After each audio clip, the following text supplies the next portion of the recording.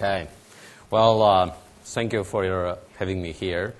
Also, thank you for giving me the chance to speak first.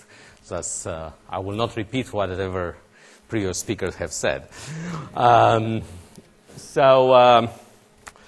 you asked me to talk about the future of search, of course, what I did was to look into a crystal ball. This is a time-honored method for knowing the future. And fortunately, everything is on the web, including a crystal ball provided by iVillage. And I went to the crystal ball provided by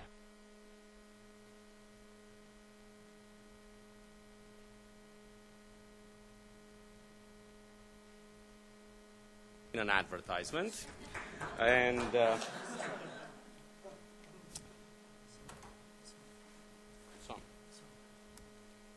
you hear me? No.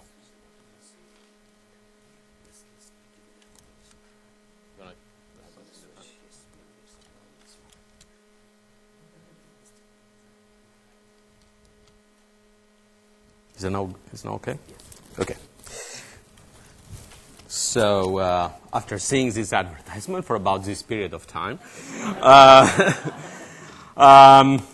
the crystal ball answered, and the crystal ball reply was, the answer is obvious, which is a very safe answer.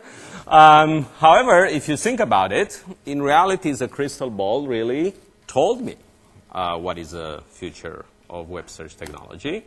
Because the future of search is obvious because it must continue the current trends.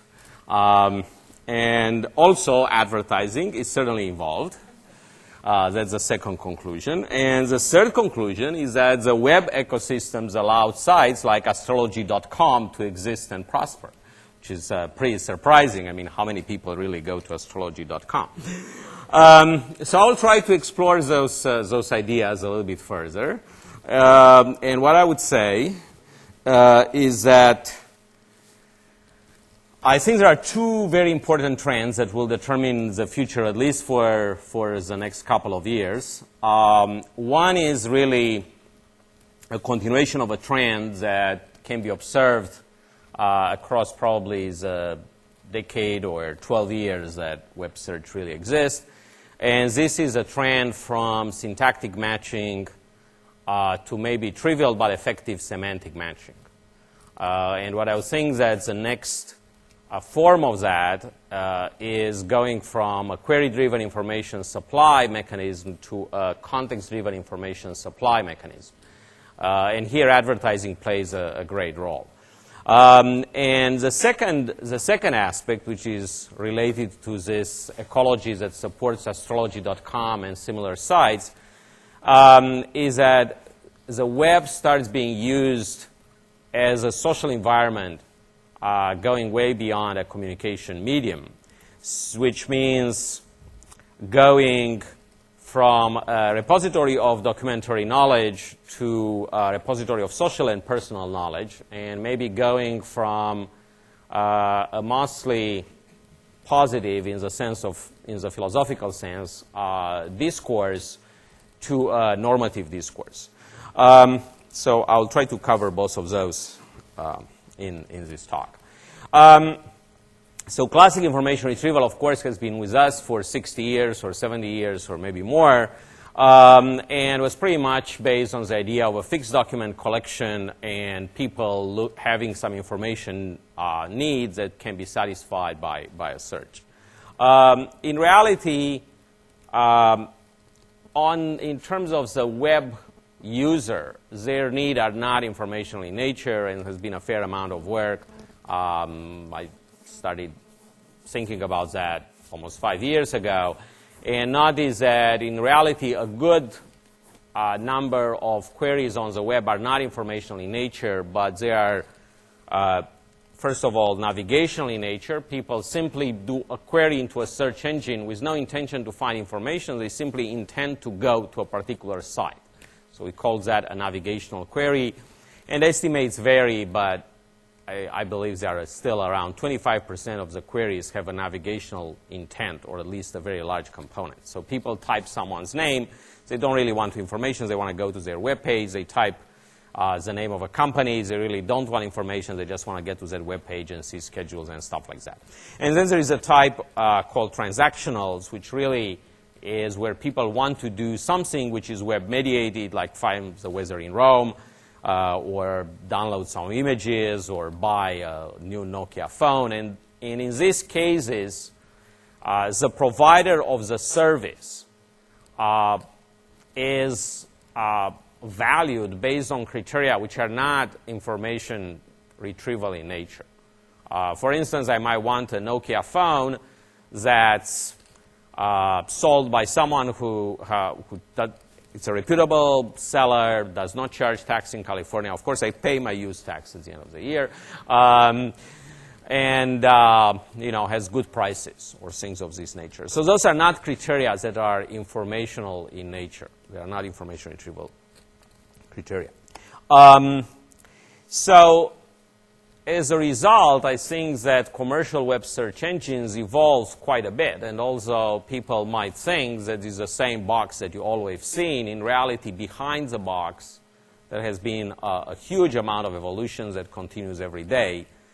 And in the first generation, which was roughly 10 years ago, what was happening was simply taking almost textbook algorithms and really scaling them up. So really going to the standard approaches of information retrieval, TF-IDF, text data. If you don't understand that, it doesn't really matter. But it's pretty much textbook stuff. And the challenge was mostly at the system design. How can you extend that 3, 4, 5 orders of magnitude? I think the second generation, which was starting from 98 and was made popular by Google, but really everyone is on the same page now, is to start to look at the web as a hyperlinked environment, and therefore you can use off-page web-specific data, which at the same time can be seen as a semantic aspect, because once you have off-page data, you essentially have metadata, you have a description of the data, so the semantics come into play. At this point, you are not just using what's on the page, but you use external factors. And then the third generation, which is still evolving, is really trying to go beyond the data itself and beyond the query to answer the need behind the query. So really try to look what the user actually wants or might want and try to answer this need directly without actually executing a query in the classic sense. And I'll have a bunch of examples in a moment. So really, in my view, what has been happening is an increased use of semantics. And once you start understanding what's going on, you can say, why should I make a query? Making queries in some sense is boring and requires effort. So maybe you can get the information you need without making any query. And I'll show you how this can be done. So really, the important trend that I think will continue is a trend from syntactic to the semantic. So let me start by giving you some third generation search examples so you'll see the thing which for many people that do not think about it, it seems kind of obvious, but in reality, a lot of interesting things happen behind the scenes. So here is a simple example from ask.com. The algorithm killed Jeeves, sorry. Say Berkeley Hotels. So this is not, so Berkeley Hotels is understood to mean something. It's not simply two words together, but hey, someone who is looking for Berkeley Hotels probably really wants to find a hotel. So here we get some business listings for Berkeley Hotels with some direction and so on. And everyone, my example, I'm giving those examples from various search engines to emphasize a point that everyone is on this bandwagon. I mean, you try Berkeley Hotels in Google or Microsoft or Yahoo, you'll see the same kind of things, slight variation. Maps, stars, and things like that. Interestingly enough, Ask also notices there is not only one Berkeley, although of course, like everyone else, they choose the most popular. There is also a Berkeley in, I think, Missouri, and there is another Berkeley 2, because they have a drop-down menu here. But I think Google and Yahoo knows that there is only one Berkeley that matters. So they don't do anything like that. So here is an example from Yahoo, cute puppies images. So again, this is not treated as a string, but it's interpreted and it's understood that someone really wants to see cute puppies. There is no artificial intelligence deciding which cute puppies are, which puppies are cute and which aren't.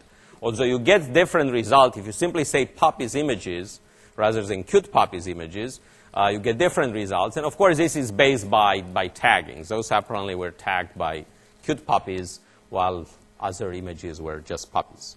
Here is a more sophisticated example from Google. It says Andrei Broder, New York. And you get, this is parse. The first one is a proper name. The second is a location. As it happens, I moved from New York about 2 years ago, but this is not Google's fault. This is a phone company. It doesn't work with Andrei Broder Menlo Park. I don't know why. The phone company still thinks that I'm in New York. Here is an example from Yahoo, Hot Fuzz. In case you don't know, Hot Fuzz is a movie. This is recognized as such, so it triggers a whole panel where you can get things like what are the show times in Berkeley for Hot Fuzz, and the trailer, and a rating from the critics, and a rating from the user, and all sort of information about that in a sort of very direct fashion. So of course, this is a kind of information that's temporal in nature, so you have to have a mechanism for maintaining this type of information and understand what's a movie and what's a concert and so on and so forth. So I think I gave you some example of this kind of search generation. And in fact, Yahoo and everyone else, we have a whole slew of type of queries that are understood. So those are essentially patterns that can be understood in some sense. Fairly simplistic, as I said, the semantic trend, we're not, and I don't think anyone is using very fancy artificial intelligence and things of this nature. Most of them are fairly simplistic, but still quite effective. Where can we go next? Well, I think that where we will go next is moving from the explicit demand by making a query to a situation where the information is supplied driven by the user activity and the context. So the search engine, or the system, which is no longer a search engine really, understands the context and understands what information is useful in a particular context. So what's happening behind the scene is that you now have, instead of a search engine, you have an information supply engine that looks at the user profile and context, it looks at an activity context, it looks at what's available, and finds matching information, and hopefully looks at the user action. This gives a feedback inside the information supply engine and back to a new definition of the context and the activity and so on and so forth. Here is an example of the type of things that can be automized. Here is some political news, and say a phrase says, Democrats use a new report to blast President Bush. And now President Bush is actually a click. So now you can click, and this gets you to a search engine, and then you, at the bottom says, these statistics show why, even though GDP is rising, most people do not feel better, said Senator Charles Schumer. So that's recognized he's a senator, so presumably has news and bio and a voting record and things of this nature. So this kind of automatic annotation provide a mechanism for information supply in a particular context. Here is an example of recommendation as information supply. If I go to Amazon, Amazon tells me that I should buy this book called Blink, The Power of Thinking Without Thinking. As a matter of fact, I already bought that book from Amazon, of course, a while ago, but I still keep this. It's a good book. I still keep this screenshot. And here actually an interesting thing, which is one of the problems of information supply, is that it has a funny explanation. Recommended because you purchase the wisdom of crowds and more. Now, I can't believe that Amazon is so naive to do a one-to-one kind of correspondence. You know, you bought this book, you're going to buy that book. Of course, I don't know what the algorithm is. I'm sure that, in fact, there is, like any other recommender systems, there is a huge history behind it, and a huge amount of data is distilled to find a good recommendation. In particular, you need to know that I'm willing to buy books in hard copy, and I probably can afford to spend $15 on a nonfiction book, and so on and so forth. So one of the problems with the information supply is that if you become too good at it, it's becoming scary. So you need to assure users that you really are not, you don't know too much about them. And here Amazon offers an explanation, which I don't quite believe, but I also don't care. I don't believe there is any privacy left, so we might as well face it. Web advertising, I think, is another big example. Is actually why information supply will see a tremendous development. Web advertising is, of course, a $20 billion business or something like that, and as a result, it drives an enormous amount of attention in the commercial world. And here is what we call the content match ads. This is a type of little pieces of content that you see associated with various parts on the web. And that's actually those little pieces of content and the income generated by that actually powers an enormous amount of the web. There is a whole a huge amount of blogs and communities and sites like astrology.com and all that live out of advertising. That's their one and only source of income. And one type of advertising is what's called a content match. Content match really plays ads related to the content of a page. So here you see a community called Photographers Stop, and here is an ad which says Olympus, digital camera, official site, whatever. So it's related to the content of this page. But this is exactly a situation of an information supply case. You have a context, which is users looking at this page, and you try to provide information that's relevant to this context. It's not a problem quite solved. I found a funny example from New York Times. This is an article about testimony by former Cheney aide Hertz Libby. And the ads, which are by Google, I don't want to imply that Google is worse than us. We have horrible ads as well. The first ad is Libby shoes. Great deal on everything Libby shoe themes. And anyone who has some background in IR understands why that. Libby, this article is fully about Libby. Libby is an entity, is very clear that's about Libby, and Libby shoes is probably an excellent ad to put on the query Libby. And by the way, in case you are not above the age of 20, you might not exactly know what Libby shoes are, but for your edification, here are Libby shoes, which are extremely popular. But this is kind of explains this problem certainly is not yet solved, and I'm sure that everyone is trying to get better, and the huge amount of effort will go into this. Now, the second trend I'd like to touch briefly, especially since there will be also a panel on that, is the usage trends, going from a communication medium to a social environment.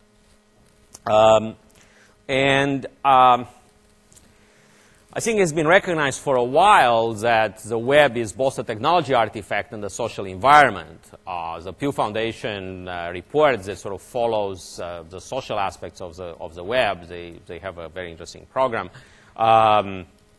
Is saying that the web has become the new normal in the American way of life.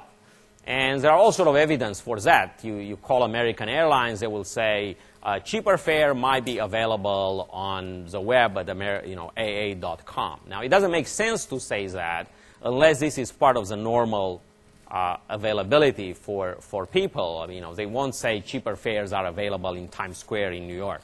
It doesn't make any sense because most people cannot reach that. But it has to be something that's considered normal. And the second aspect is that search engines make aggregation of interest possible. People interested in really bizarre stuff can find each other and form communities, and it forms incentive for very specialized niche player. And people talk about Web 2.0 as sort of a shorthand for this new sort of social web as opposed to technical artifacts. And here O'Reilly has a very useful buzzword translation. So, if you want to be a Web 2.0 person, here are the buzzwords you should use. I guess the first doesn't work any longer because DoubleClick and Google are now one and the same. But the others, I think most of them are still true. In any case, what I think that is really the Web 2.0, what is a big change is that the web has become a social arena. People live on the web, and people can say things like, well, I don't hang around this website, I hang around that website. I hang around these blogs and not that blog. And the result is there are millions of communities with lots of intersection driven by all sort of great tools and common interest. And what's interesting is those communities have a lot of shared knowledge. They have shared documents and even language and certainly acceptable manners. There is a real, the real villages that intersect all over the place. So here is an example. This is a community called fatwallet.com, which is a community of the people that are bargain hunters, which is not the same as people that save money. It's not about saving money. It's about being able to pay $1 less than some other guy, spending 20 hours in order to spend $1 less. For whatever reason, I studied a little bit this community. And they have their own language. For instance, you can see something staples, Shredder, Sony Microvolt, Brother Fax, etc. Earn more than 20 AR, AC, B&M only. Right? Most people probably don't understand this. I can assure you it's English. And AR means after rebate. AC means after coupon. B&M, brick and mortar, means that this is a particular kind of deal that can be done cannot be done online. You have to physically find a Staples and do something, buy 7 things, use 20 coupons, bring something back. And, as I said, you spend, it's not about earning minimum wages. It's about the fight. It's a very popular community with millions of users, an incredible amount of postings, and so on. So that's just to give you a sense of this kind of micro communities. Here is another example. Flickr, it's a very popular photo site with a lot of a side result is a social creation of image metadata that you've seen some examples in when I was looking for cute puppies. Here is another example of the kind of social search, which is something called Yahoo Answers. So Yahoo Answer is sort of an open-ended question answering system. People can post questions and they get answer, and it's sort of a completely free format. You can ask anything, you can answer anything. There is of course, a system of points and sort of self-esteem rewards. So here are some examples. Hot Fuzz, I'm obsessed with Hot Fuzz. Hot Fuzz better than Borat. It's someone asks that. And the best answer chosen by voters is this very perceptive exclamation which says Borat is way better than Hot Fuzz, right? And presumably the one which was not the best answer had a few fewer E's in the way and didn't quite work. Or maybe they used A rather than E's. Who knows? But he can solve, answer can solve important questions like, what should I do? My sister kissed my boyfriend. Should I be mad at her?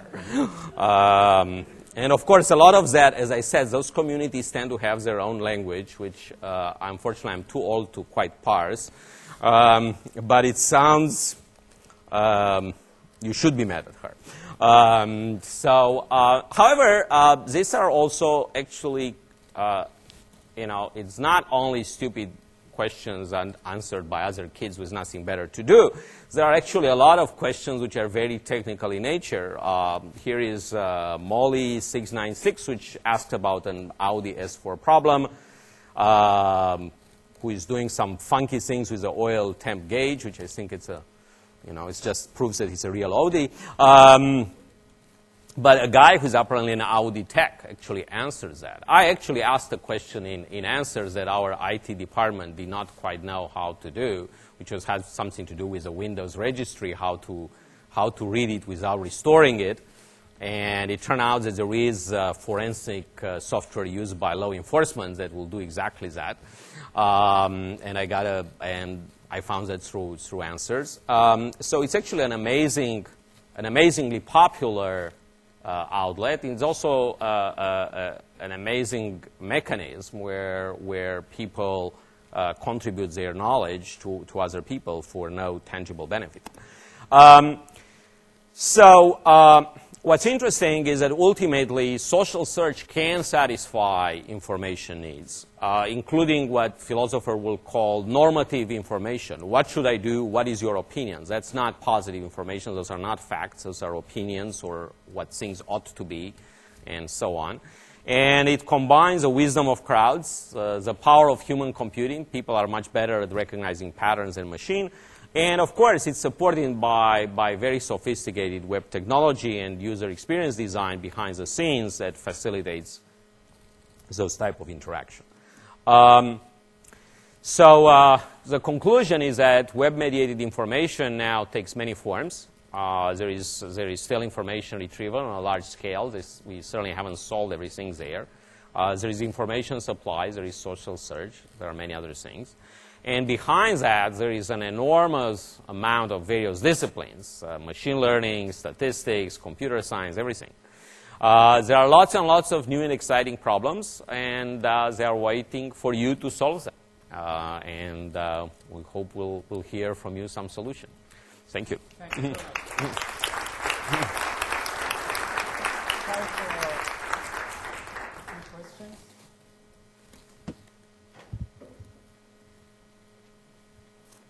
Yes. Where else have you heard the term information supply? What other precedents are there for it? I mean, are you attempting to coin a new buzzword right here on the spot? I would like to think that I made up this buzzword, but I'm sure. But I'm sure that I didn't. For instance, probably it was used. It's too natural to believe that I created it. In terms of advertising, the concept of advertising as information is actually extremely old. There is, it goes way back to the 70s. There is a book by Ogilvy, which is a famous advertising company. And Ogilvy says that I don't view advertising as art or entertainment, but it is a form of information. So certainly advertising, which is supply by definition, viewed as information, it's a very old concept. Any other question? Just introduce yourself, please, and your affiliation. You talk about Web 2.0, Yes. And my question is, how about cell phones? So people also want to do cell phone search, and particularly, but people don't want to see advertisement on cell phones. Well, I think the quest for a free lunch will be with us forever. I don't, up to a, what exactly, when you want to do things on a large scale, eventually you have to pay for them. So if not powered by advertising, they will have to be powered, say, by building whatever money you pay to the phone company, which is a different way of funding the system. It looks like generally people find a lot of things powered by advertising more acceptable than paying for them. For instance, there are very few newspapers on the web that actually live off web subscription. Wall Street Journal is a notable example. New York Times, to a little bit extent, they have New York Times Select, although I think they have a lot more people reading the New York Times version that's supported by advertising. I don't know if on the mobile arena people will prefer cheap phone service supported by advertising, or will be willing to have a premium and will prefer not to have advertising. My crystal ball is cloudy, but you can always try it on iVillage.com. Thank you so much, Andrei.